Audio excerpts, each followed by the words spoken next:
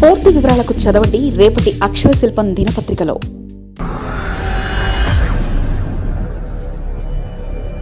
Lokesh mark big plan, ఆత్మీయ కలయిక వెనుక వ్యూహం ఏంటి? విందు రాజకీయాల్లో దాగిన మర్మం ఏమిటి? భవిష్యత్తు సీఎంగా ఇప్పటి నుంచే అడుగులట. పార్టీలో పూర్తి స్థాయిలో పట్టు కోసం ప్రయత్నాలు. ఆంధ్రప్రదేశ్ రాజకీయాల్లో యువ నాయకుడు మంత్రి నారా లోకేష్ తనదైన ముద్ర వేస్తున్నారు.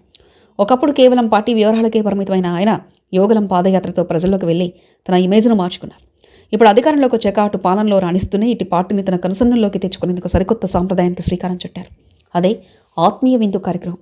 ఇది కేవలం భోజనం మాత్రమే కాదు, భవిష్యత్తు ముఖ్యమంత్రి పీఠం వైపు వేస్తున్న బలమైన అడుగుగా రాజకీయ విశ్లేషకులు భావిస్తున్నారు.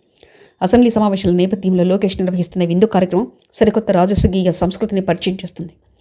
ప్రతిరోజు ఒక పార్లమెంట్ నియోజకవర్గ పరిధిలోని ఎమ్మెల్యేలు, ఎమ్మెల్సీలను వారి కుటుంబ సభ్యులతో సహా ఆహ్వానించి లోకేష్ సమయం గడుపుతున్నారు. రాజకీయ నాయకుల విజయాల్లో తెరవెనుక ఉండి కీలక పాత్ర పోషించే వారి కుటుంబ సభ్యుల యోగక్షేమాలను అడిగి తెలుసుకోవడం ద్వారా అందరికీ ఓ పెద్ద కుటుంబం ఏకం చేసే ప్రయత్నం చేస్తున్నారు. ఇది నాయకత్వంపై ఎమ్మెల్యేలో నమ్మకాన్ని, ఆత్మీయతను పెంచుతుంది. ఈ సమావేశాలు కేవలం మర్యాదపూర్వక భేటీలకే పరిమితం కావడం లేదు. లోకేష్ ఒక మంత్రిగా నియోజకవర్గంలోని వాస్తవ పరిస్థితులు, ప్రభుత్వ పథకాల అమలు తీరుపై నేరుగా ఫీడ్బ్యాక్ తీసుకుంటున్నారు.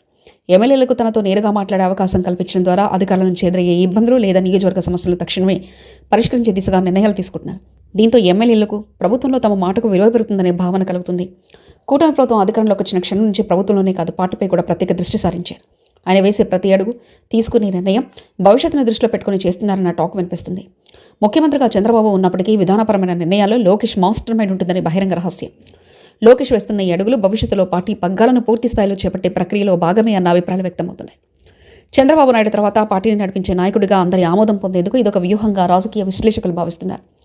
పార్టీలో లేదా కూటమిలో ఎలాంటి చిన్నపాటి అసంతృప్తి ఉన్నా ఇలాంటి వ్యక్తిగత భేటీల ద్వారా వాటిని ముందే గుర్తించి పరిష్కరించవచ్చని లోకేష్ భావిస్తున్నట్లు సమాచారం.